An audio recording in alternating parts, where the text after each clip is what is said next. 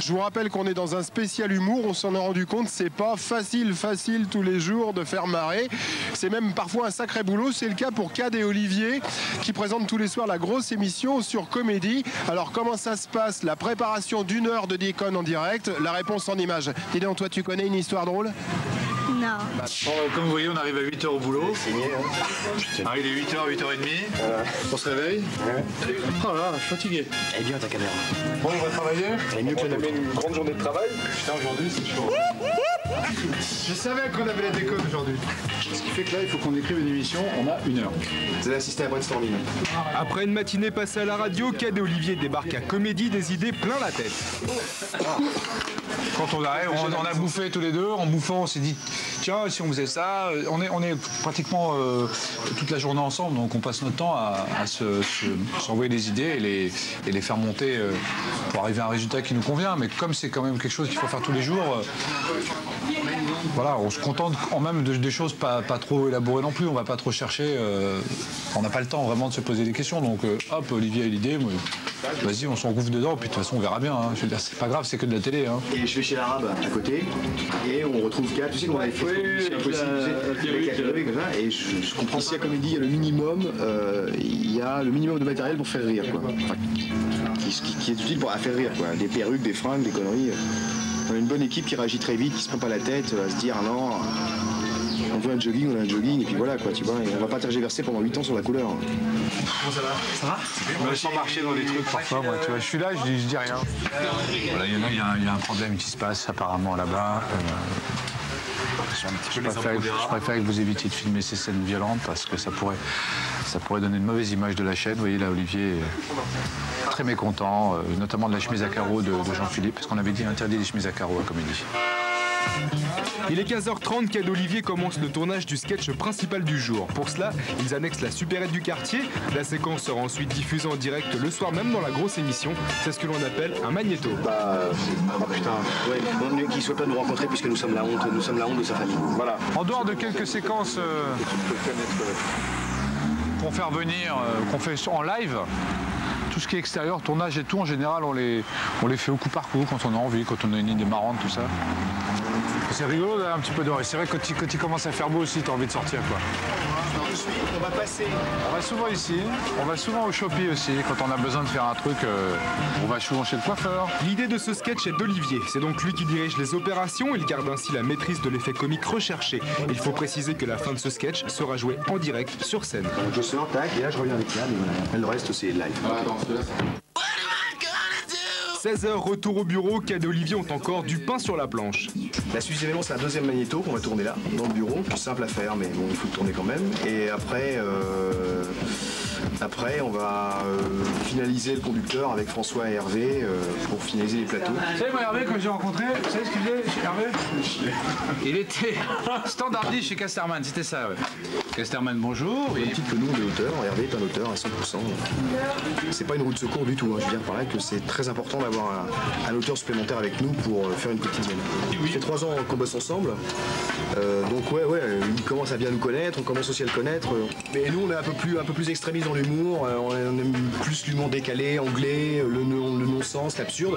Et lui, il nous ramène parfois à la réalité en nous disant, là les gars, ça vous fait rire vous, mais je sais pas si ça a fait rire la majorité des spectateurs de la grosse émission.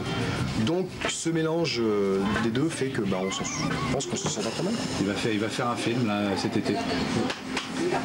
Pas avec nous, mais bon, en même temps, vous savez, on est pas. C'est pas parce qu'on l'a sorti du caniveau qu'il doit nous renvoyer l'ascenseur. C'est un peu facile, non? Hervé, c'est fini? Quoi? Question cascade. Oui. Mais alors, bordel. Elles sont là. On y va. La question cascade est un sketch récurrent écrit par Hervé. Une question absurde est posée en direct à l'invité et on lui montre ensuite comment Cad et Olivier en sont arrivés là. C'est une association d'idées en fait. Ça tourne? Et en fait, ils se remémorent le moment où ils l'ont trouvé. Donc on les voit au bureau tous les deux en train de discuter, en train de dire bon, l'invité c'est Franck de la personne, donc Franck. De la personne. Mon nom est personne? Un western. Avec des cow-boys. Des indiens. À qui lui met de la paix? Une pipe. Il est presque 17h. Kat jette un œil sur la séquence de la question cascade. Normal, non, je suis professionnel ou pas? Après validation, le trio d'auteurs doit plancher sur l'autre gros morceau, le monologue, qui fait l'ouverture de chaque émission. On veut jouer les mecs sérieux, tu vois, qui font un monologue politique engagé, une sorte de billet d'humeur. Et, On est sérieux, je veux dire, on est une image de mec sérieux. Je regarde Elle magazine qui fait un papier sur nous. Non, je pense que moi j'ai en tant que performance, T'en penses? C'est bon ça, non? La bonne humeur a beau être au rendez-vous, en revanche, l'idée peine à venir. Olivier fait une proposition dont il n'est pas très fier, ça va saigner. c'est-à-dire, c'était de dire, voilà, vous les voyez jamais, ils font partie, ils sont dans l'ombre, c'est des caméramans. Pour la première fois, on va vous montrer les caméramans, on va les faire monter sur scène. Évidemment, le fait qu'ils montent sur scène, ils peuvent plus filmer, donc on les voyait pas. Donc c'est nul. Vous voyez, là vous venez d'assister à ce qu'on appelle un trou espirotique à tendance nucléaire. C'est-à-dire que il a eu une montée dans la journée, il a trouvé la connerie avec l'arabe qui me ressemblait à ce truc bidon, le sosie à 2 balles. Il y aurait que sa mère qui va rigoler, évidemment.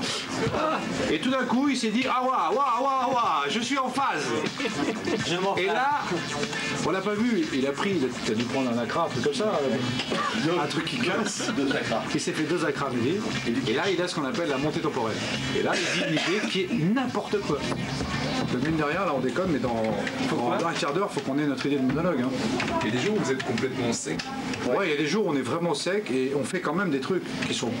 C'est horrible ça, c'est le plus horrible qui vont être à l'image de notre sécrit. Hein. Mais on dit c'est pas grave, c'est de la J'ai quotidienne. envie de tirer une balle sans déconner. Ce qui est bien dans ce genre-là, les gens vont retenir plus facilement les gros délires qu'on a fait, les trucs vraiment marrants, parce qu'il y a des trucs vraiment, les gens sont vraiment marrés, que les trucs où nous-mêmes on en avait honte de ce qu'on faisait. Tu vois, ça arrive quand même. En le faisant, on se dit non, putain, pourquoi on a fait ça? Parce qu'on n'avait pas le choix, parce qu'on n'avait pas l'idée, parce qu'on était crevés. On doit trouver à peu près 4 ou 5 sketchs par jour. C'est énorme. C'est pratiquement la moitié d'un spectacle par jour qu'on doit faire. Alors on a vécu nos expériences d'écrire un spectacle, on a mis 3-4 mois et tout, on a pris notre temps. Bah, là c'est pas pareil. On a un truc à faire avec Cessat. Cessat arrive avec nous. Moi je vais la trouver l'idée. De toute façon, vous allez le filmer à ce moment-là, je pense. Un moment toujours. 1 minute. En général, tu te sens pas très bien à ce moment-là. 30 secondes. Tu as fini ta journée de travailler, et puis maintenant ça va dérouler, plus rien ne t'appartient.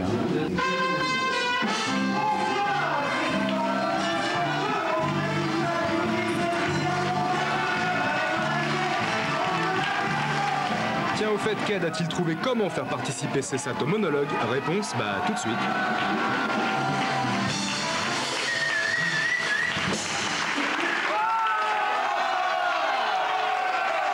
Nous sommes suivis depuis ce matin par l'équipe de Cessat. Et pendant toute la journée, ils nous ont posé d'ailleurs des tas de questions et on a répondu. On leur a proposé même de venir jusque-là pour voir et pour vivre le monologue. Oui. Non mais il y a juste un... Il marche ton micro là? Pourquoi?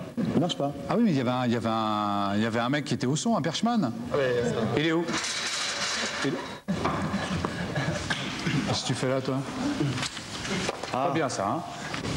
Voilà, c'était évidemment un nouvel exemplaire, une nouvelle édition de 150 façons de gagner du temps quand on n'a pas écrit de monologue. Voilà!